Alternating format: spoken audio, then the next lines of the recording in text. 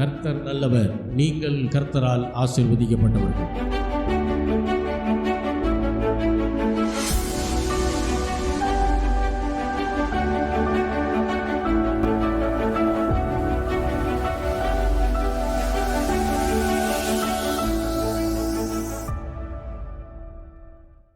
கர்த்தருடைய வார்த்தைக்கு நேராய் நாம் திரும்புவோம். ரோமருக்கு எழுதின புஸ்தகம் 11வது அதிகாரம் 23 முதல் 27 வசனங்களை வாசிக்கலாம். அன்றியும் அவர்கள் அவிசுவாசத்தினாலே நிலைத்திருந்ததால் அவர்களும் ஒட்ட வைக்கப்படுவார்கள். அவர்களை மறுபடியும் ஒட்ட வைக்கிறதற்கு தேவன் வல்லவராய் இருக்கிறாரே. சுபாவத்தின்படி காட்டொலிவ மரத்திலிருந்து நீ வெட்டப்பட்டு சுபாவத்திற்கு விரோதமாய் நல்ல ஒலிவ மரத்திலே ஒட்ட வைக்கப்பட்டிருந்தால் சுபாவ கிளையாகிய அவர்கள் தங்கள் சுய ஒலிவ மரத்திலே ஒட்ட வைக்கப்படுவது அதிக நிச்சயம் அல்லவா? மேலும் சகோதரரே, நீங்கள் உங்களையே புத்திமான்கள் என்று எண்ணாதபடிக்கு ஒரு இரகசியத்தை நீங்கள் அறிய வேண்டும் என்றிருக்கிறேன். அது என்னவெனில், புறஜாதியருடைய நிறைவு உண்டாகும் வரைக்கும் இஸ்ரவேலரில் ஒரு பங்கும் கடினமான மனதுண்டாயிருக்கும். இந்த பிரகாரம் இஸ்ரவேலர் எல்லாரும் ரட்சிக்கப்படுவார்கள். மீட்கிறவர்கள் சியோனிலிருந்து வந்து அவபக்தியாய் யாக்கோபை விட்டு விலக்குவார்கள் என்றும், நான் அவர்களுடைய பாவங்களை நீக்கும் போது இதுவே நான் அவர்களுடனே செய்யும் உடன்படிக்கை என்றும் எழுதியிருக்கிறது.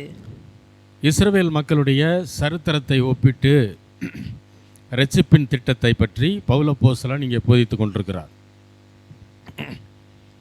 பழைய ஏற்பாட்டு சம்பவங்கள் எல்லாம் எதை நாம் செய்ய வேண்டும், எதை நாம் செய்யக்கூடாது என்பதை காட்டுகிறது. ஆகையினால்தான் அதிலிருந்து எடுத்து போதிக்கிறார். காரணம், பொதுவாக யூதர்கள் வெறும் பழைய ஏற்பாடை மட்டும்தான் யூஸ் பண்ணுவாங்க. ஆகையினால அந்த காலகட்டத்தில் இருந்த பைபிள் அப்படின்னா அது வெறும் பழைய ஏற்பாடு மட்டும்தான். அதிலிருந்து எடுத்து தான் பவுல் அப்போஸ்தலன் அதிகமான காரியங்களை அவர் போதித்து கொண்டிருக்கிறார். வேதத்தில் சில பகுதிகள் தான் முக்கியம், சில பகுதிகள் முக்கியம் அல்ல என்று சிலர் நினைக்கிறார்கள். ஆனால் அப்படி அல்ல. மனுஷன் அப்பத்தினால் மாத்திரமல்ல, தேவனுடைய வாயிலிருந்து புறப்படும் ஒவ்வொரு வார்த்தையினாலும் பிழைப்பான் என்று வசனம் சொல்லுகிறது. சத்தியத்தை அறிகிற அறிவு நமக்கு தேவை. அதுதான் நம்மை விடுதலையாக்கும். அப்போது அதை தவிர வேறு எதுவும் நம்மை இக்கட்டிலிருந்து, துன்பத்திலிருந்து, பிரச்சனைகளிலிருந்து விடுதலையாக்கவே முடியாது. இந்த 11ஆம் அதிகாரத்தினுடைய மொத்த கருத்து என்ன? ஆண்டவர் யூதர்களை தள்ளிவிட்டாரா? 1வது வசனத்தில் அப்படி தான் ஆரம்பிக்கிறார். ஆண்டவர் யூதர்களை தள்ளிவிட்டு விட்டாரோ? இல்லைன்னு எப்படி சொல்ல முடியும்? பவுல் அப்போஸ்தலன் சொல்கிறாரு, நானே சபையை துன்பப்படுத்தியிருக்கேன், சபைக்கு விரோதமான வேலையை நானே செஞ்சுருக்கேன். அப்பேற்பட்ட என்னையே ஆண்டவர் என்ன செய்தார்? ரட்சித்தார். அப்போ நான் யூதன் தான், பென்யமீன் கோத்திரத்தான், இஸ்ரவேலன். என்னைவே சபையை துன்பப்படுத்தின என்னைவே ஆண்டவர் ரட்சித்திருக்கிறார். ஆகையினாலே நான் தைரியமாக சொல்ல முடியும், ஆண்டவர் இஸ்ரவேலர்களை தள்ளிவிடவில்லை. ஏன் இப்படி ஒரு எண்ணம் வருகிறது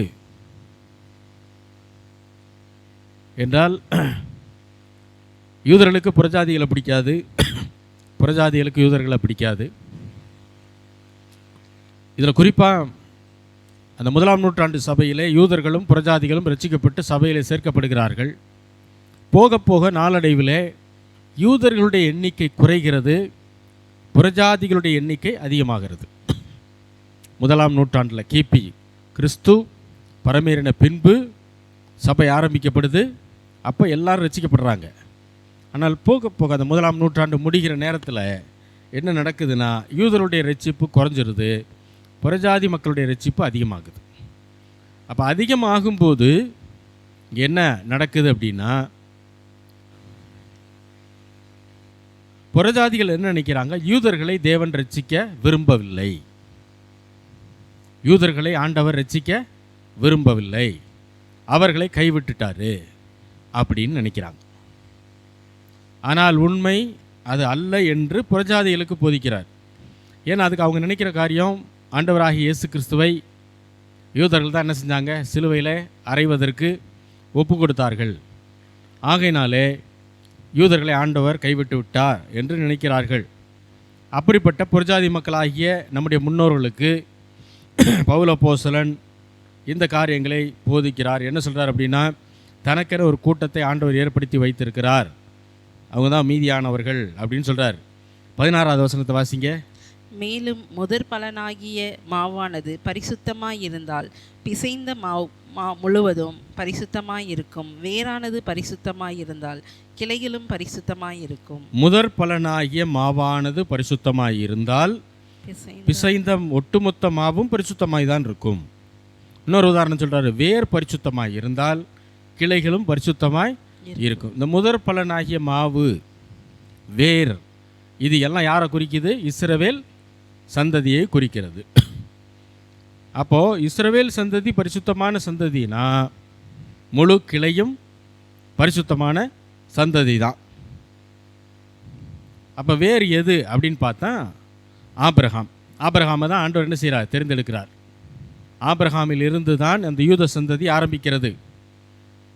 அப்போ ஆபிரகாம் தேவனுடைய பார்வையில் நீதிமான் என்று எண்ணப்பட்ட ஒரு மனிதன். அப்போ ஆபிரகாம் நீதிமான்னா அவருடைய சந்ததியின் நீதிமான்கள் தான். முதல்ல இதை சொல்கிறார். அதற்கப்புறம் 17வது வசனம் வாசிங்க. அதிலே சில கிளைகள் முறித்து போடப்பட்டிருக்க காட்டொலிவ மரமாகிய நீ அவைகள் இருந்த இடத்தில் ஒட்ட வைக்கப்பட்டு. சில கிளைகள் முறித்து போடப்பட்டிருக்க. யார் அந்த கிளைகள் அப்படின்னா, விசுவாசிக்காத யூதர்களை சொல்லுகிறார். ஆபிரகாம் வேர், அவர் தான் முதற் பலனாகிய பரிசுத்தமான அந்த மாவு, வேர்னு வச்சுக்கிடுவோம். ஆபிரகாம் தான் வேர், அவருடைய சந்ததி தான் யூதர்கள். இப்போ இந்த இஸ்ரவேல் சந்ததியில் ஆண்டவர் இயேசுவை விசுவாசிக்காத யூதர்கள் இருக்கிறாங்க, அவர் தான் ஆண்டவர்னு நம்பாத யூதர்கள் இருக்கிறாங்க. அப்போ அவர்கள் வெட்டப்பட்ட, அதாவது முறித்து போடப்பட்ட கிளைகள். அவங்க யாரா? முறித்து போடப்பட்ட கிளைகள். அடுத்து வாசிங்க. ஒலிவ மரத்தின் வேருக்கும் சாரத்துக்கும் இல்லை, காட்டொலிவ மரமாகிய அந்த காட்டொலிவ மரமாகிய நீ அவைகள் இருந்த இடத்தில் ஒட்ட வைக்கப்பட்டு ஒலிவ மரத்தின் வேருக்கும் சாரத்துக்கும் உடன் பங்காளிகளாய் இருந்தாய். காட்டொலிவ மரம் அப்படின்னு சொல்லும்போது அவர் புறஜாதி மக்களை சொல்லுகிறார். வேர் ஆபிரகாம், அதிலிருந்து வரக்கூடிய கிளைகள் யூதர்கள். சில கிளைகள் இயேசுவை ஆண்டவர் என்று விசுவாசிக்கவில்லை, ஆகையினால் அந்த கிளைகள் முறித்து போடப்பட்டிருக்கிறது. அதற்கு பதிலாக அது இருந்த இடத்துல காட்டொலிவ மரமாகிய நீ என்று புறஜாதி மக்களை சொல்கிறார். புறஜாதி மக்கள் ரட்சிக்கப்படும் போது, ஆண்டவரை நம்பும்போது, முறித்து போடப்பட்ட கிளைகள் இருந்த இடத்துல இந்த காட்டு ஒலிவ மர கிளைகள் என்ன செய்கிறாரா? ஆண்டவர் ஒட்ட வைக்கிறார் அப்படின்னு சொல்றாரு. 23வது வசனம் வாசிப்போம். அன்றியும் அவர்கள் அவிசுவாசத்தினாலே நிலைத்திருந்ததால் அவர்களும் ஒட்ட வைக்கப்படுவார். நிலைத்திருந்திருந்தால் அவர்களும் ஒட்ட வைக்கப்படுவார்கள். அவர்களை மறுபடியும் ஒட்ட வைக்கிறதற்கு தேவன் வல்லவராய் இருக்கிறாரே. அன்றியும் அவர்கள் யாரு தெரியல, வரிசையா வாசித்தாதான் தெரியும். அவிசுவாசத்திலே நிலைத்திராமல் இருந்தால், அப்ப யார் அவிசுவாசத்தில் இருக்குது? முறித்து போடப்பட்ட கிளைகள் யாரு? யூதர்கள். யூதர்கள் இயேசுவை ஆண்டவர் என்று விசுவாசிக்கல, அவர்தான் மேசியான்னு விசுவாசிக்கல. ஆகையினால் அவர்கள் முறித்து போடப்பட்ட கிளைகளாக இருக்கிறார்கள். இப்போ அவர்கள் இயேசுவை நம்பாதனால அவிசுவாசிகளாக இருக்கிறார்கள். அதான் சொல்றாரு, அவிசுவாசத்திலே அவர்கள் நிலைத்திராதிருந்தால். அப்படின்னா என்ன அர்த்தம்? அவங்க விசுவாசிக்க ஆரம்பிச்சிட்டாங்கன்னா அவர்களும் ஒட்டப்படுவார்கள். அப்போ யூதர்களும் முறித்து போடப்பட்ட கிளைகளாகிய யூதர்களும் இயேசுவை ஆண்டவர் என்று விசுவாசிக்க ஆரம்பிச்சிட்டாங்கன்னா அவங்களை அப்படியே விட்டுற மாட்டார். அவர்களையும் ஆண்டவர் என்ன செய்வார்? மீண்டும் ஒட்ட வைப்பார். இதுதான் அவர் சொல்ல வர்ற பாயிண்ட்டுங்க. அவங்க ஏன் இயேசுவை விசுவாசிக்கலை, ஆண்டவர்னு விசுவாசிக்கலைன்னா, சுய நீதியை நாடினபடியால், தேவ நீதியை தேடாதபடியினால் அவர்கள் ரட்சிப்பை இழந்தார்கள். கிறிஸ்தவ குடும்பத்தில் பிறந்ததுனால நாம் ரட்சிக்கப்படலை, யூத குலத்தில் பிறந்துட்டதுனால அவர்களும் ரட்சிக்கப்படலை. ஆண்டவராகிய இயேசு கிறிஸ்து தம்முடைய கிருபையின்படி ஒவ்வொருவரையும் சந்திக்கிறார். அவரை விசுவாசிக்கிற ஏற்றுக்கொள்கிறவர்கள் ரட்சிக்கப்படுகிறார்கள். அது யூதர்களாக இருந்தாலும் சரி, புறஜாதிகளாக இருந்தாலும் சரி. அப்போ விசுவாசத்தின் தகப்பனாகிய ஆபிரகாமுக்கே பிள்ளையாக பிறந்திருந்தாலும் சரி, நாம் இயேசு கிறிஸ்துவை விசுவாசிக்கவில்லை என்றால், ஆண்டவர் என்று நாம் அவிசுவாசத்திலே நிலைத்திருந்தால் இரட்சிப்பை பெற முடியாது. அப்போ 4 தலைமுறை கிறிஸ்தவன் 10 தலைமுறை கிறிஸ்தவன்றதில் ஒரு பிரயோஜனமும் இல்லை.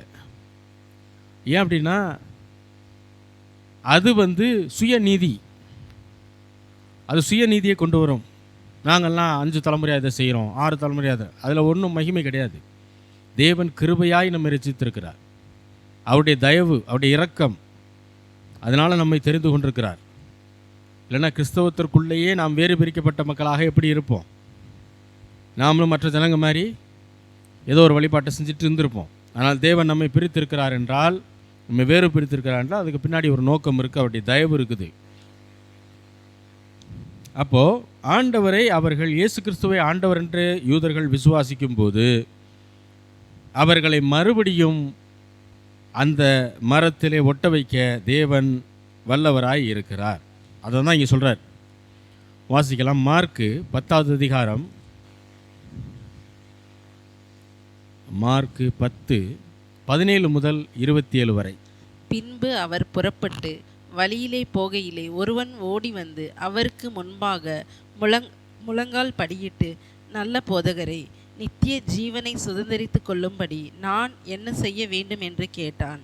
அதற்கு இயேசு, நீ என்னை நல்லவன் என்று சொல்வானேன்? தேவன் ஒருவரை தவிர நல்லவன் ஒருவனும் இல்லையே. சரி, இப்போ இதில் ஒரு சின்ன குழப்பம் வந்தது. ஒரு மனிதன் வருகிறான், ஒரு ஐஸ்வர்யவான் வந்தோடனே ஆண்டவரை பார்த்து என்ன சொல்கிறான்? நல்ல போதகரே, நித்திய ஜீவனை சுதந்தரிக்க நான் என்ன செய்ய வேண்டும்? ரொம்ப நல்ல கேள்வி. ஆண்டவர் முதல்ல என்ன சொல்கிறாரு? நீ என்னை நல்லவன் என்று சொல்வானேன்? தேவன் ஒருவரை தவிர நல்லவன் ஒருவனும் இல்லையே. இப்படி ஆண்டவரே சொன்னதுனால சிலர் என்ன நினைக்கிறாங்க? ஆண்டவர் போய் இப்படி சொல்லலாமா? தன்னை நல்லவன்னு அவன் கரெக்டாக தான் சொல்கிறான், இவர் எதுக்கு தேவையில்லாமல் இப்போ இதை சொல்லி இதை நிறைய பேர் எடுத்து வச்சுட்டு என்ன சொல்கிறாங்க? இயேசுவே சொல்லியிருக்காரு தன்னை நல்லவன் இல்லைன்னு. அவரை போய் கிறிஸ்தவர்கள் கும்பிட்றாங்க. அப்புறம் அவர் தேவன்னு இன்னொருத்தரை அடையாளம் காட்டுறாரு, அப்போ அவர் கடவுள் இல்லை. இப்படி சிலர் இதை வைத்து வாதம் பண்ணுகிறார்கள். என்ன அர்த்தத்தில் ஆண்டவர் சொல்கிறாருன்னா, பார்க்குற மனுஷனை பூரா நல்லவன் சொல்லிக்கிட்டு இருக்காத, தேவன் ஒருவர் தான் நல்லவர் என்று சொல்வதற்கு முழு முதற் தகுதியானவர் அப்படிங்கிற அர்த்தத்தில் முதல்ல சொல்கிறார். மனிதனாக பிறந்த எல்லாருமே யார் தான்? நல்லவன் கிடையாது. நல்லவன் என்பது பிறப்பால் வரணும். அவர் ஆண்டவர் அங்கே சொல்ல வர்ற பாயிண்ட்டே அதுதான், செய்கையில் வர்றதில்லை. அப்போ நாம் எல்லாம் ஆதாம் ஏவாளுக்கு பிள்ளையாக பிறந்துடுறதுனால நாம் நல்லவர்கள் இல்லை. அவர் குறிப்பாக என்ன சொல்கிறாருன்னா, மனிதனாக வந்த யாருமே நல்லவன் அல்ல, தேவன் ஒருத்தர் தான் நல்லவர். இந்த பாயிண்ட்டை தான் அவர் சொல்கிறார். இப்போ நீ என்ன ஏன் நல்லவன்னு சொல்கிற அப்படின்னு அந்த வார்த்தை வேற சொல்லிடுறாரா? இங்கே அப்படி சொன்னவர் தான் நானும் பிதாவும் ஒன்றாய் இருக்கிறோம் என்று சொன்னார். அப்படின்னா என்ன அர்த்தம்? பிதா நல்லவர்னா நான் யார் தான்? நல்லவர் தான். அந்த மகிமையை அங்கே எடுக்கிறார். இங்கே அவனுக்கு என்ன பாயிண்ட் சொல்ல விரும்புகிறார் அப்படின்னா, சும்மா பார்க்குறவங்கள பூரா நல்லவன் சொல்லிகிட்டு இருக்காது. ஏன்னா நம்ம ஆட்களே சொல்கிறாங்க இல்லையா, கவர்மெண்ட்டில் யாராவது வேலை பார்க்குறாங்க, அவங்கக்கிட்ட போய் ஏதோ ஒரு காரியத்துக்காக போகிறாங்கன்னா கொடுத்துட்டு வந்துடுவாங்க. வந்துட்டு என்ன சொல்லுவாங்க? அந்த மனுஷன் ரொம்ப நல்லவருங்க, காசு வாங்கிட்டாருன்னா கரெக்டாக வேலையை முடிப்பார். எப்படி? காசை வாங்கிட்டாருன்னா கரெக்டாக வேலையை முடிப்பார். காசு வாங்குறவர் எப்படி நல்லவராக இருக்க முடியும்? இல்லையா? இதுதான் நம்ம சொல்கிற நல்லவன்ற கேட்டகரி. நம்ம சொல்கிற ஆண்டவர் அந்த கேட்டகரியெல்லாம் சொல்லலை. நல்லவர் அப்படின்னா நல்லவர் தான். நாம் பிதாவுக்கு சத்துருக்களாக இருக்கும்போதே பிதாவாகிய தேவன் நம்மை மீட்பதற்காக சொந்த குமாரனை பலியாக கொடுக்க வேண்டும் என்கிற திட்டத்தை தீட்டி அதை செயல்படுத்தி இருக்கிறார். அதுக்கு பேர் தான் நல்லவர். நண்பர்களாக நேசிக்கலாம், எதிரி எப்படி நேசிக்கிறது? ஆனால் ஆண்டவர் நம்ம என்ன செய்திருக்கிறார்? நேசித்திருக்கிறார். அல்லேலூயா. அப்போ இதெல்லாம் புரியணும். அப்போ ஆண்டவர் அதனால தான் சொல்கிறார். அடுத்து என்ன சொல்கிறாரு? வாசிங்க அதை. விபச்சாரம் செய்யாதிருப்பாயாக, கொலை செய்யாதிருப்பாயாக. சரி, சுருக்கமாக சொல்லிடலாம். நீ போய் நியாயப்பிரமாணங்கள் என்ன செய்ய? கைக்கொள் அப்படிங்கிறார் அந்த மனுஷன்ட்ட. அதுக்கு அவன் என்ன சொல்கிறான்? அதற்கு அவன், போதகரே, இவைகளை எல்லாம் என் சிறு வயது முதல் கை கொண்டிருக்கிறேன் என்றான். இவை எல்லாவற்றையும் என் சிறு வயது முதற்கொண்டு கை கொண்டிருக்கிறேன். இப்போ நல்லா கவனிங்க. அவன் ஆண்டவர்கிட்ட என்ன சொல்கிறான்? பொய் சொல்கிறான். ஏன்னா நீங்கள் உதாரணத்துக்கு 10 கட்டளைகள் எடுத்துக்கங்க. நியாயப்பிரமாணம்ன்றது 613 பிரமாணங்கள். அதை முழுமையாக கை கொண்ட ஒரு மனிதனும் பூமியிலே கிடையாது. இயேசு கிறிஸ்து ஒருவர்தான் மனு அவதாரத்தில் வந்து 613 நியாயப்பிரமாணங்களை கை கொண்டு சிலுவையில் நியாயப்பிரமாணத்தை சிலுவையில் அடித்து அவர் புதிய உடன்படிக்கை ஆரம்பித்தார். அவருக்கு முன்னாடி எந்த மனுஷனும் என்ன செய்யலை? அதை ஃபாலோ பண்ணலை. ஃபாலோ பண்ணியிருந்தால் ஆண்டவர் வந்திருக்க வேண்டியதில்லை. ஆண்டவர் வந்திருக்கதே எந்த மனுஷனாலையும் அதை ஃபாலோ பண்ண முடியாதுன்னு தெரிஞ்சு தான். ஆனால் என்ன சொல்கிறான்? இவைகளை எல்லாம் என் சிறு வயது முதற்கொண்டே கை கொள்கிறேன்னு ஆண்டவர்கிட்டே பொய் சொல்கிறான். ஏன் பொய் சொல்கிறான்னு சொல்கிறேன்னா, பொய் சாட்சி சொல்லாது இருப்பாயாகன்னு ஒரு கட்டளை இருக்குது பாருங்கள். அதில் எல்லாருமே தவறிடுவாங்க. எல்லாருமே தவறிடுவாங்க. இல்லை, நான் வேணும்னு பொய் சொல்லலைங்க. வேணும்னு சொன்னாலும் வேண்டாம்னு சொன்னாலும் பொய் தான். ஹலோ பிரதர், எங்கே இருக்கீங்க அப்படின்னு கேட்கும்போது, இந்த வண்டியில் வந்துக்கிட்டே இருக்கேன் பிரதர், இன்னும் 5 நிமிஷத்தில் அங்கே இருப்பேன் அப்படின்னு ஆப்போசிட்டில் இருக்கவர் சொல்கிறார். ஆனால் உண்மை என்னன்னு கேமரா எடுத்துகிட்டு போய் பார்த்தா, அவர் இப்போ தான் வீட்டில் என்ன பண்ணுவார்? சட்டையை மாட்டிக்கிட்டு இருப்பார். ஆனால் அவர் சொன்னது என்னது? நான் வண்டியில் வந்துக்கிட்டு இருக்கேன். அப்போ அவர் நியாயமாக எப்படி இருக்கணும்? வண்டியில் வந்துக்கிட்டு இருக்கணும். ஆனால் உண்மையில் அவர் எங்கே இருக்கார்? வீட்டில் இப்போ தான் சட்டையை மாட்டிக்கிட்டு செப்பலை மாட்டி கிளம்ப போகிறார். அப்போ அவர் ஃபோனில் என்ன சொல்லியிருக்கணும்? இப்போ தான் கிளம்பிட்டேன், இந்த செப்பலை மாட்டிட்டு வெளியே வந்து வண்டி எடுக்க போகிறேன் இப்படி சொல்லியிருந்தால் அவர் உண்மையை பேசுகிறாருன்னு அர்த்தம். அப்போ எல்லா மனுஷனும் பொய் சாட்சி சொல்லாதிருப்பாயாக என்கிற அந்த ஒரு பிரமாணத்தில் தவறிடுவான். இதெல்லாம் ஆண்டவருக்கு தெரியும். ஆனாலும் இந்த மனுஷன் சொல்கிறான் பாருங்க, நான் இவை எல்லாவற்றையும் என் சிறு வயது முதற்கொண்டு என்ன செய்கிறேன்? கை கொண்டிருக்கிறேன். நான் இதை ஃபாலோ பண்ணுறேன்னு சொல்கிறான். இப்போ ஆண்டவர் சொல்கிறார் பாருங்க, அடுத்த வசனம். இயேசு அவனை பார்த்து, அவனிடத்தில் அன்பு கூர்ந்து, உன்னிடத்தில் ஒரு குறைவு உண்டு, நீ போய் உனக்கு உண்டானவைகளை எல்லாம் விற்று தரித்திரருக்கு கொடு, அப்பொழுது பரலோகத்திலே உனக்கு பொக்கிஷம் உண்டாயிருக்கும், பின்பு சிலுவையை எடுத்துக்கொண்டு என்னை பின்பற்றி வா என்றார். இப்போ ஆண்டவர் அவனை மடக்கிறதுக்காக சொல்கிறாரு, உன்கிட்ட ஒரு குறை இருக்கு, நீ போ, உனக்கு உண்டான எல்லாத்தையும் விற்று என்ன செய்ய? தரித்திரர்களுக்கு கொடுத்துரு, அப்பொழுது பரலோகத்தில் உனக்கு பொக்கிஷம் உண்டாயிருக்கும், பின்பு என்னை பின்பற்றி வா அப்படின்ட்டார். இப்போ அவன் என்ன செய்யறான்? அதுக்கு அவன் மிகுந்த ஆஸ்தி உள்ளவனாய் இருந்தபடியால் இந்த வார்த்தையை கேட்டு மனம் மடிந்து துக்கத்தோடே போய்விட்டான். அப்பொழுது இயேசு சுற்றி பார்த்து தம்முடைய சீசரை நோக்கி, ஐஸ்வர்யம் உள்ளவர்கள் தேவனுடைய ராஜ்யத்திலே பிரவேசிப்பது எவ்வளவு அரிதா இருக்கிறது என்றார். சிலர் இதோட நிறுத்திடுறாங்க. நிறுத்திட்டு என்ன சொல்லுவாங்க அப்படின்னா, ஆண்டவர் பாருங்க, ஆண்டவர் எல்லா மனுஷன்ட்டையும் இந்த வார்த்தையை சொல்லலை. நீ உனக்கு உண்டான எல்லாத்தையும் விற்று என்ன செய்ய? ஈவன் சகேகுட்ட கூட ஆண்டவர் எதுவுமே சொல்லலை. நீ வா, இன்றைக்கி உன் வீட்டில் நான் தங்கணும் அல்லது உன் வீட்டுக்கு நான் வரணும்னு சொல்கிறார். அவனாக தான் என்ன செய்கிறான்? ஆண்டவர்கிட்ட வந்து, ஆண்டவரே, நான் யார்கிட்டையாவது லஞ்சம் வாங்கியிருந்தா அதை 4 மடங்கு என்ன செய்கிறேன்? திருப்பி கொடுக்குறேன்னு அவனாக தான் அறிக்கை பண்ணான். ஆண்டவர் ஒன்றுமே சொல்லலை. ஆனால் இந்த மனுஷன்கிட்ட மட்டும்தான் இதை சொல்கிறார். ஏன்னா அவன் ஏற்கனவே போய் சொல்கிறான். என்ன சொல்கிறாரு? நீ போய் உனக்கு உண்டான எல்லாத்தையும் விற்று தரித்திரருக்கு கொடு, அப்பொழுது பரலோகத்திலே பொக்கிஷம் உண்டாயிருக்கும் அப்படின்னு சொல்கிறார். அவன் மிகுந்த ஆஸ்தி உள்ளவனாக இருந்தபடினால் இந்த வார்த்தையை கேட்டு மனமடிந்து துக்கத்தோடு என்ன செய்து விட்டான்? போயிட்டான். அது அவனுக்கு பிடிச்ச மாதிரி இல்லை. அவன் சோகமாக போயிட்டான். அப்பொழுது இயேசு சுற்றி பார்த்து தம்முடைய சீசரை நோக்கி என்ன சொல்கிறாரு? ஐஸ்வர்யம் உள்ளவர்கள் ஐஸ்வர்யம் உள்ளவர்கள் தேவனுடைய ராஜ்யத்தில் பரலோக ராஜ்யத்திலே பிரவேசிப்பது எவ்வளவு அரிதாய் நுழைவது எவ்வளவு கடினமான காரியமாய் இருக்கிறது என்றார். இப்போ அநேகர் இந்த வசனத்தை எடுத்து வச்சுட்டு என்ன சொல்லிடுவாங்கன்னா, ஐஸ்வர்யவான்கள் பரலோக ராஜ்யத்தில் என்ன செய்ய முடியாது, பிரவேசிக்க முடியாது அப்படின்னே வச்சு பிரசங்கம் பண்ணிடுவாங்க. அடுத்த வசனத்தை வாசிக்கணும், வாசிங்க. சீசர்கள் அவருடைய வார்த்தைகளை குறித்து ஆச்சரியப்பட்டார்கள். இயேசு பின்னும் அவர்களை நோக்கி, ஆண்டவர் மறுபடியும் சொல்றாரு, இன்னும் முடிக்கல, அடுத்து என்ன சொல்றாரு?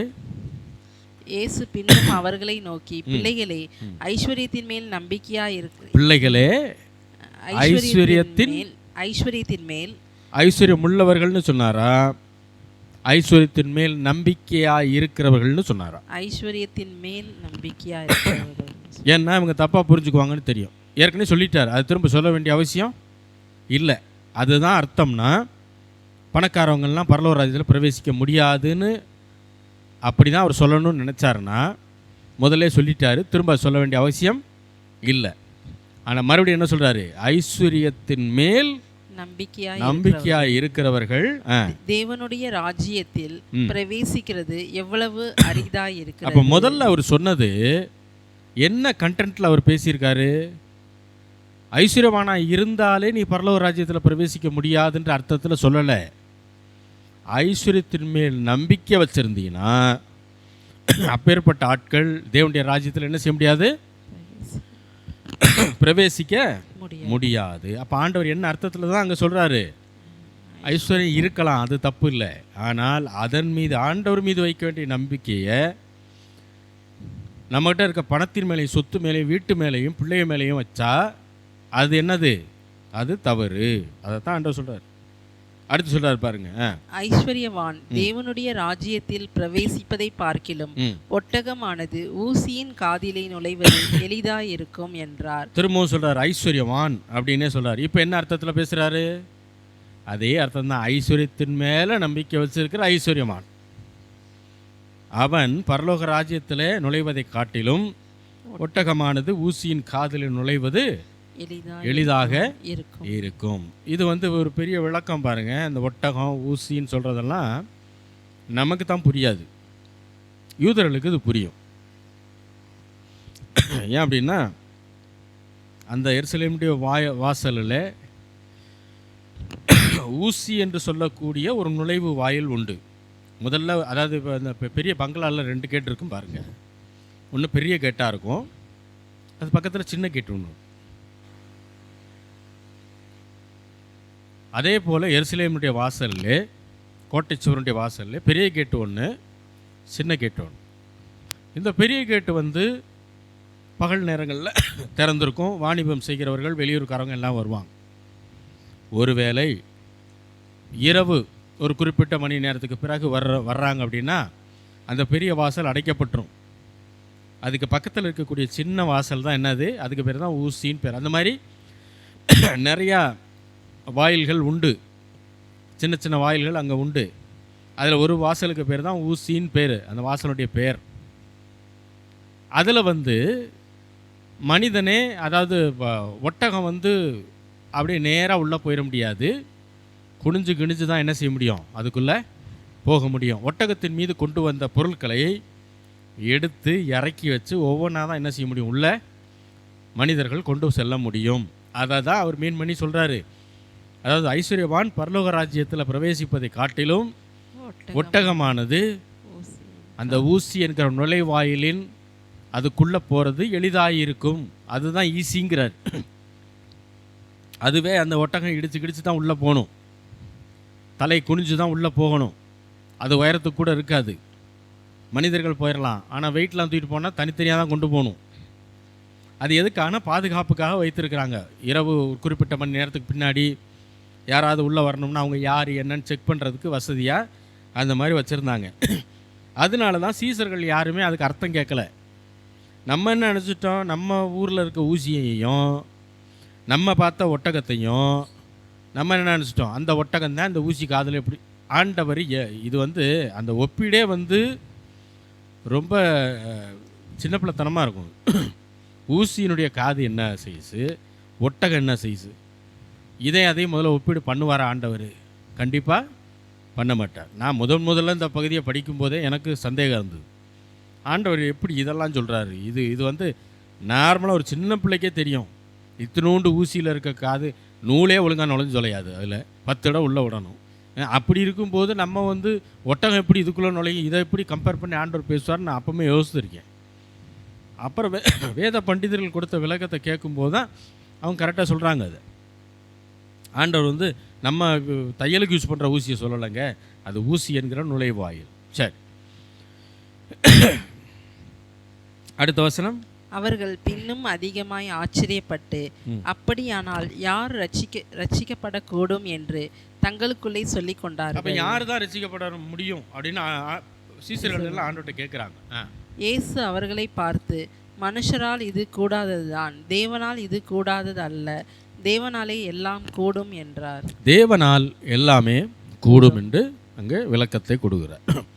ரோமர் 11வது அதிகாரம் 24வது வசனம்.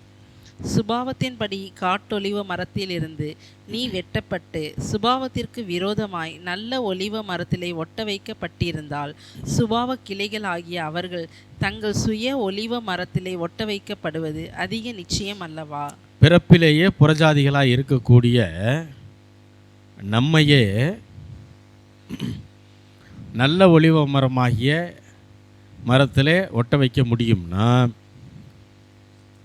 பிறப்பிலேயே யூதர்களாய் பிறந்தவர்களை இன்றைக்கு ஆண்டவரை ஏற்றுக்கொள்ளாமல் இருக்கலாம். அவங்க நாளைக்கு அவர்கள் ரட்சிக்கப்படும் போது அவர்களை மீண்டும் அந்த ஒலிவ மரத்தில் ஒட்ட வைப்பது அதிக நிச்சயம் அல்லவா என்று கேட்கிறார்.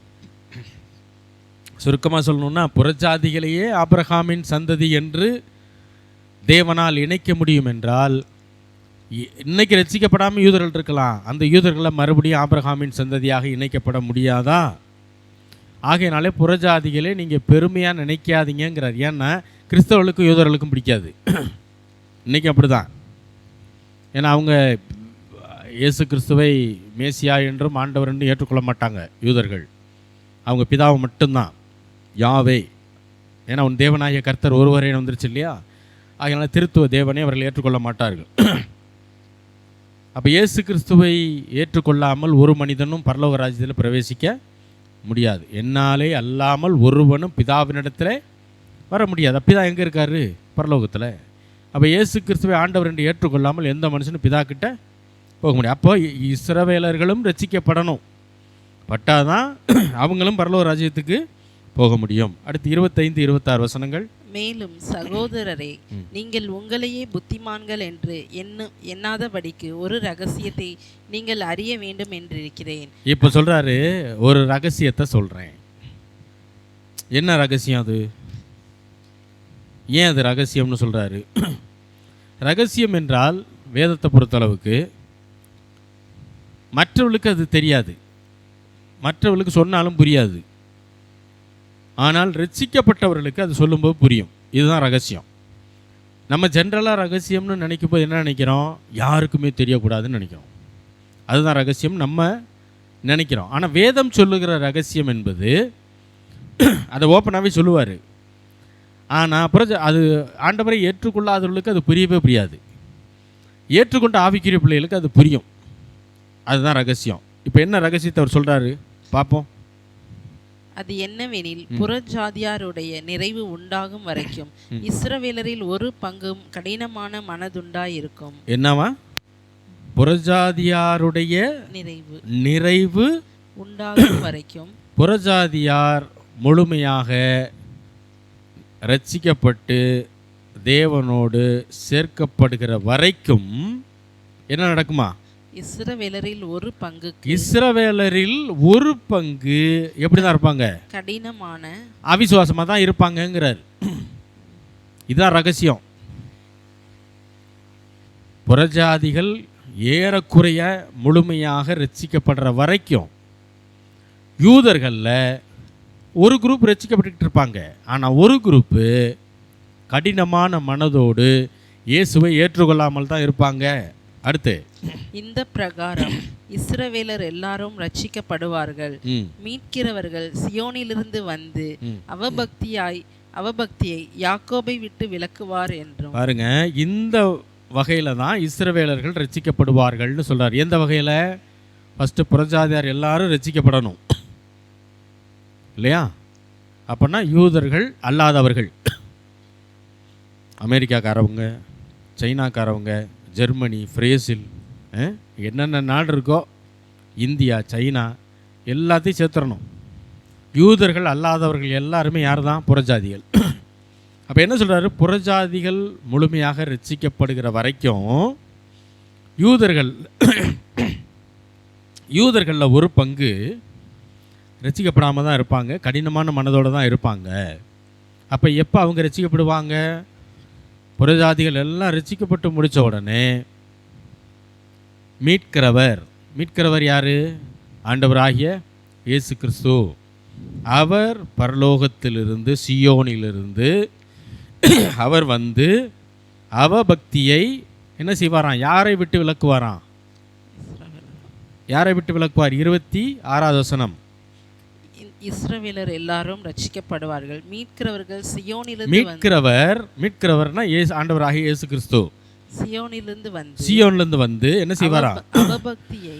அவபக்தியை, அவிசுவாசத்தை யாக்கோபை விட்டு விலக்குவார். யாக்கோபை விட்டு விலக்குவார்னா யாரை விட்டு விலக்குவார்? இஸ்ரவேலரை விட்டு. யாக்கோபோட பேர் தானே அது. அது எல்லா இடத்துலையும் மாற்றி மாற்றி எழுதுவார். இஸ்ரவேலர்னு எழுதுவார், யாக்கோப்னு எழுதுவார், மாற்றி எழுதுவார். எல்லா பேரும் ரிஜிஸ்டர் பண்ணுவார். அப்போ இஸ்ரவேலருடைய சந்ததி, யாக்கோபினுடைய சந்ததி, ஆண்டவர் விசுவாசிக்காமல் ஒரு பங்கு கடின மனதோடு இருக்கிறாங்க இல்லையா? அவர்களை தேவன் ரட்சிப்பார். எப்போ? புறஜாதிகள் எல்லாரும் ஏறக்குறைய ரட்சிக்கப்பட்ட பின்பு அந்த யூதர்களையும் தேவன் என்ன செய்வாரா? அவங்களுடைய அவபக்தியை நீக்கி போடுவார், அவர்களை ரட்சிப்பார். பழைய ஏற்பாட்டில் ஏற்கனவே தீர்க்க தரிசனமாக சொல்லப்பட்ட வசனங்களை மேற்கோள் காட்டி போதிக்கிறார். யூதருடைய ரட்சிப்பு எப்படி நடக்கப் போகிறது என்பதையும் இங்கே போதிக்கிறார். அதனால தான் ரகசியத்தை அறிவிக்கிறேன்னு சொல்கிறார். ஏன்னா புறஜாதிகள் என்ன பண்ணிட்டாங்க? அவங்க அதிகமாக ரட்சிக்கப்பட்டு சபையில் சேர்க்கப்படவும் அவங்களுக்குள்ளேயும் ஒரு பெருமை வந்துச்சு. என்னன்னா, இயேசு கிறிஸ்து எங்களுக்கானவர். ஏன்னா நாங்கள் அவருக்கு எதிராக எந்த தீங்கும் செய்யலை. செஞ்சது பூரா அந்த யூதர்கள் தான். அவங்க தான் காட்டி கொடுத்தாங்க, அவங்க தான் சபைக்கு விரோதமாக துன்பப்படுத்தினாங்க. ஆகையினால அவங்களாம் ஆண்டவர் என்ன பண்ணிட்டாரு? நிராகரிச்சிட்டாரு. எங்களை தான் ஆண்டவர் என்ன செஞ்சுருக்காரு? தெரிந்தெடுத்துட்டாருன்னு சொல்லி இப்படி ஒரு எண்ணம் வந்து யூதர்களுக்குள்ளே எப்படி ஒரு குலப்பெருமை இருக்குதோ அது மாதிரி கிறிஸ்தவர்கள், ரட்சிக்கப்பட்ட கிறிஸ்தவர்களுக்கும் புறஜாதி மக்களுக்கும் ஒரு பெருமை வந்துருச்சு. அப்படிலாம் இருக்க வேண்டிய கூடாதுன்னு சொல்லி தான் போதிக்கிறார். இப்போ ரகசியம் என்ன அப்படின்னா,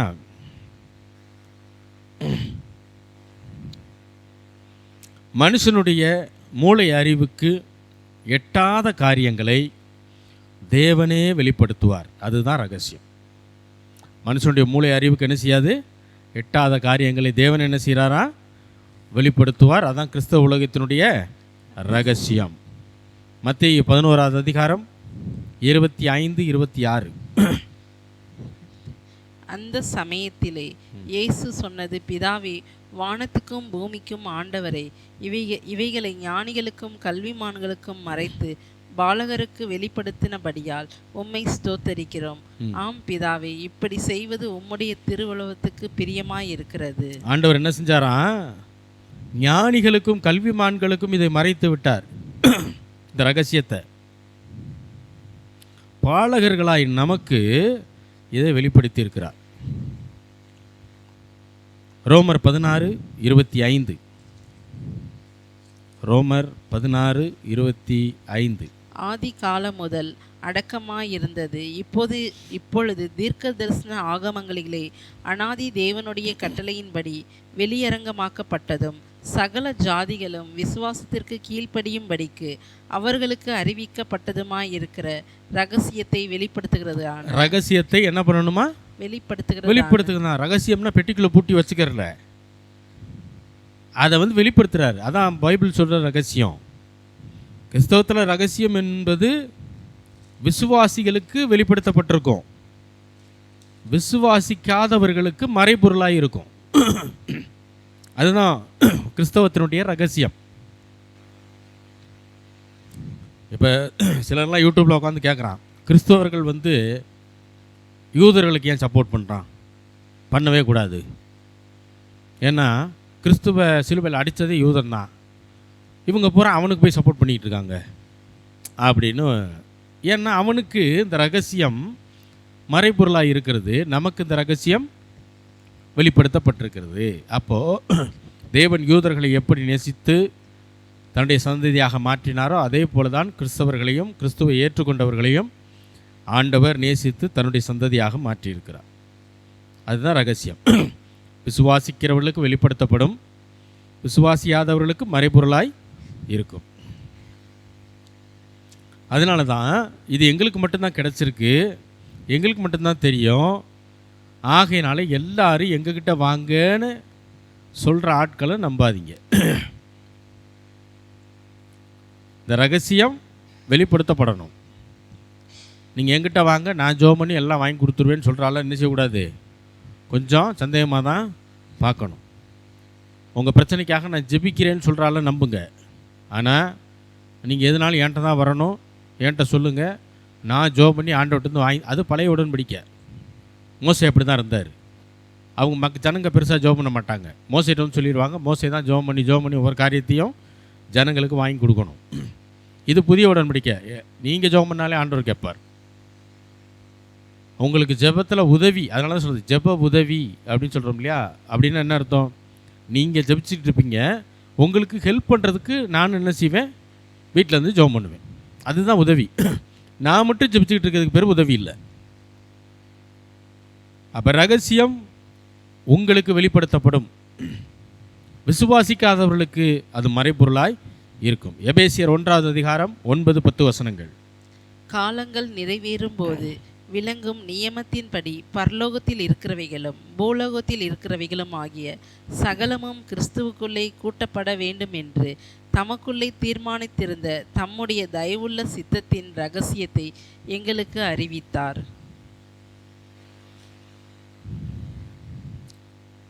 தமக்குள்ளே தீர்மானித்திருந்த தம்முடைய தயவுள்ள சித்தத்தின் ரகசியத்தை என்ன செஞ்சாராம்?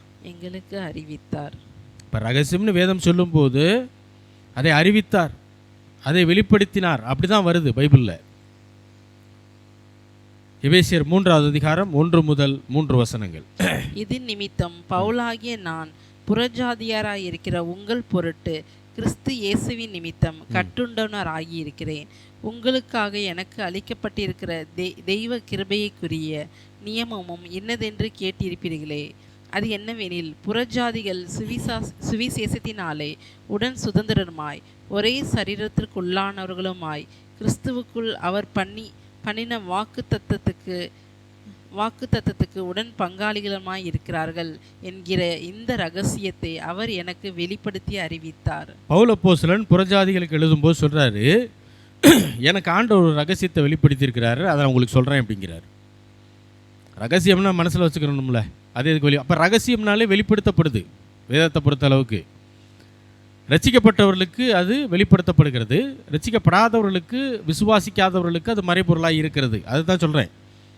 என்ன சொல்கிறாரு? புறஜாதிகள் சுவிசேஷத்தினாலே உடன் சுதந்திரராய் ஒரே சரீரத்திற்கு உள்ளானவர்களாய் கிறிஸ்துவுக்குள் அவர் பண்ணின வாக்குத்தத்தத்திற்கு உடன் பங்காளிகளுமாய் இருக்கிறார்கள். அப்போ புறஜாதிகள் ரட்சிக்கப்பட்டால் அவங்களுக்கும் சுதந்திரராய் மாறிடுறாங்க. யாருக்கு சுதந்திரராய்? அவங்களும் ஆபிரகாமின் சந்ததியாக மாறிடுறாங்க. அதான் சொல்கிறார், சுவிசேஷத்தினாலே. எது சுவிசேஷம்? ஆண்டவராகிய இயேசு கிறிஸ்து நமக்காக பூமிக்கு வந்தார், பாடுபட்டார், மரித்தார், 3ஆம் நாள் உயிரோடு எழுந்தார். அதன் விளைவாக அவரை ஏற்றுக்கொண்டதுனால நம்முடைய பாவம், சாபம், வியாதி, தரித்திரம் எல்லாம் நீங்கினது. அவருடைய ஆசீர்வாதம் நமக்கு வந்தது. இதுதான் சுவிசேஷம். இதை நாம் ஏற்றுக்கொண்டதுனால நாம் உடன் சுதந்திரராய் மாறிட்டோமா? அது மட்டுமல்ல, ஒரே சரீரத்திற்கு உள்ளானவர்களாய் மாறிட்டோம். கிறிஸ்துவுக்குள் தேவன் பண்ணின வாக்குத்தத்தங்களுக்கு உடன் பங்காளிகளாகவும். பாருங்க, ஆண்டவர் பிதாவாகிய தேவன் செய்த வாக்குத்தத்தங்கள் பழைய ஏற்பாட்டு மக்களுக்கு மட்டும் கிடையாது, யூதர்களுக்கு மட்டும் கிடையாது. அது யாருக்கும் சொந்தமா? உடன் பங்காளிகளாக இருக்கிறோம், நமக்கு அது சொந்தம். அதுதான் சொல்கிறாரு. ஏன்னா சில ஆள் என்ன சொல்லணும்னா, பழைய ஏற்பாட்டில் சொல்லப்பட்ட வாக்குத்தத்தங்கள் எல்லாம் அந்தந்த காலகட்டத்தில் அது யூத மக்களுக்காக ஆண்டவர் சொன்னார், நமக்கெல்லாம் சொல்லலைன்னு சொல்லிட்டு ஒரு கூட்டம் தெரியுது. அதுகளுக்கு இந்த வசனம்லாம் புரியலைன்னு அர்த்தம். இது படித்தா தெரிஞ்சு போயிடும். புறஜாதிகள் சுவிசேஷத்தினாலே உடன் சுதந்திராய், அதாவது இயேசு கிறிஸ்துவை ஏற்றுக்கொண்டதுனால ஆபிரகாமுக்கு சந்ததியாக மாறிட்டோம், ஒரே சரீரமாகவும் மாறிட்டோம். பிதாவுக்கு ஒரு சரீரம் இருக்குன்னா அதில் யூதர்களும் வர்றாங்க, புறஜாதிகளான நம்மளும் அதில் வந்துடுறோம், ஒரே சரீரமாக மாறிட்டோம். அது மட்டுமல்ல, பிதாவாகிய தேவன் கிறிஸ்துவின் மூலமாக கிறிஸ்துவுக்குள்ளாக அவர் பண்ணின வாக்குத்தத்தங்களுக்கு யூதர்கள் பங்காளிகள், நாம் உடன் பங்காளிகள். அல்லேலூயா. அப்போ அந்த வாக்குத்தத்தம் அவங்களுக்கு மட்டும்தான் பலிக்கும் அப்படின்னு நாம் நினைக்க வேண்டியதில்லை. விசுவாசிக்கிற நமக்கும் அது பலிக்கும். ஆபிரகாமுக்கு தேவன் நீ ஆசீர்வாதமாக இருப்பார்னு சொல்லிட்டாருன்னா, ஆபிரகாமுடைய சந்ததிகளாக இருக்கக்கூடிய ஈசாக்கு, யாக்கோபு, இன்னும் யோசேப்பு, இவங்களுடைய அவருடைய வம்சத்திற்கு பலிக்கிறது மட்டுமல்லாமல் அதை விசுவாசிக்கிற நமக்கும் அது என்ன செய்யுமா? அந்த வாக்குத்தத்தத்தை நாம் கிறிஸ்துவுக்குள்ளே விசுவாசிக்கிறோம். அதனால தான் இயேசுவின் மூலம் ஜெபம் கேளும் எங்கள் நல்ல பிதாவே. ஏன் அப்படி சொல்கிறோம்? இயேசு இல்லாமல் நாம் அங்கே என்ன செய்ய முடியாது? உடன் சுதந்திரராய் மாற முடியாது. அப்போ உடன் பங்காளிகளாய் நாம் மாறினதுனால அந்த வாக்குத்தத்தங்கள் நமக்கும் பலிக்கக்கூடியதாய் இருக்கிறது. இந்த ரகசியத்தை ஆண்டவர் எனக்கு வெளிப்படுத்தினார், அதை உங்களுக்கும் சொல்லிடுறேன்ட்டார். இப்போ விசுவாசிக்கிற நமக்கு இது புரியும். விசுவாசிக்காதவர்களுக்கு இயேசு ஒன்றும் மற்றவங்களும் ஒன்றும் சொல்லிட்டு உட்காந்துருக்காங்கல்ல கிறிஸ்தவர்களில், இயேசுவை விட அவங்க அம்மா ரொம்ப மேலான இப்படிலாம் நினச்சிக்கிட்டு இருக்கவங்களுக்கு இது புரியுமா? இது எப்படி புரியும்? புரியாது. அவர்கள் ஏறக்குறைய அவிசுவாசிகள் தான். இயேசுவுக்கு நிகராக யாரையும் வைக்கக்கூடாது. அப்போ ரகசியம் வெளிப்படுத்தப்படுது யாருக்கு? விசுவாசிக்கிற நமக்கு. இதுதான் இந்த ரகசியம்னு சொல்லும்போது கிறிஸ்தவத்திற்கும் மற்ற மதத்தினருக்கும் இடையே உள்ள வித்தியாசம் இதுதான். ரகசியம் விசுவாசிக்கிறவர்களுக்கு வெளிப்படுத்தப்படும், விசுவாசியாதவர்களுக்கு அது மறைப்பொருளாய் இருக்கும். மீண்டும் அடுத்த வாரம் தொடர்போம். நம்ம எல்லாரும் ஜெபிக்கலாம். எங்களை நேசிக்கிற நல்ல தகப்பனே, ஆண்டவராகிய இயேசு கிறிஸ்துவின் நாமத்தில் கொண்டு வருகிறோம். யூதருடைய ஆசீர்வாதத்தை, ஆபிரகாமின் ஆசீர்வாதத்தை கிறிஸ்து இயேசுவுக்குள்ளாக புறஜாதிகளான உம்மை விசுவாசிக்கிற பிள்ளைகளான எங்களுக்கு வரும்படி தேவன் நீர் செய்திருக்கிறீர். அந்த அன்பிற்காக நன்றி. உம்முடைய வாக்குத்தத்தங்களை கிறிஸ்து இயேசுக்குள்ளாக நீர் பண்ணின வாக்குத்தத்தங்களுக்கு எங்களையும் உடன் பங்காளிகளாக மாற்றியிருக்கிறீர். அதற்காக உமக்கு நன்றி. ஆகவே உம்முடைய வாக்குத்தத்தங்களை எடுத்து நாங்கள் ஜெபிக்க, அதை நாங்கள் சுதந்திரிக்க கர்த்தாவே எங்களுக்கு வேண்டி ஞானத்தினால் நிறைத்திருக்கிறீர். அதற்காக உமக்கு நன்றி. இது ஆன்லைனில் பார்த்து கொண்டு ஒவ்வொரு தேவனுடைய பிள்ளையை ஆசீர்வதியும், வந்த ஒவ்வொருவரையும் ஆசீர்வதியும். அவருடைய தேவையை சந்தித்து மீதம் எடுக்க கிருபை செய்யுங்க. வியாதியார்கள் சுகத்தை பெறட்டும். குடும்பத்திலே சமாதான சந்தோஷம் இல்லாதவர்கள் தேவனுடைய சமாதானத்தை பெறட்டும். ஆண்டவரே ஆசீர்வதியும். இயேசுவின் நாமத்தில் வேண்டிக் கொள்கிறோம் எங்கள் ஜீவனுள்ள நல்ல பிதாவே. ஆமென்.